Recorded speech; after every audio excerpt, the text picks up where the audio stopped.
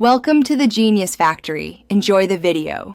You begin by powering the watch and putting it into its built-in pairing mode. Press and hold the side button until the pairing screen appears.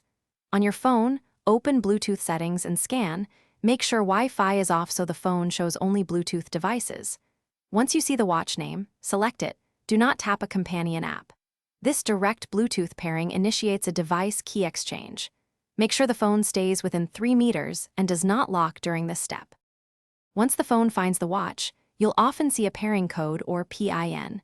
Compare the numbers and accept on both devices to complete the Bluetooth bond. If a PIN prompt appears, try common defaults like 0000 or 1234, or use the exact code the watch displays. This secures the connection.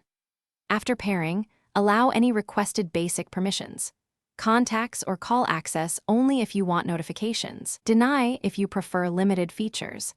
Keep the devices close until the status shows connected.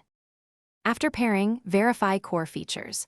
The watch should sync time, show notifications, and handle calls if supported. If something fails, first restart both phone and watch. Simple reboots often resolve transient Bluetooth glitches. Once done, try pairing again. If it still won't connect, reset the watch's Bluetooth settings or clear the phone's Bluetooth cache to remove stale entries. As one key troubleshooting tip, ensure no other paired device is actively connected to the watch, because that can block a new connection. Thanks for watching. If you found this helpful, don't forget to like and subscribe.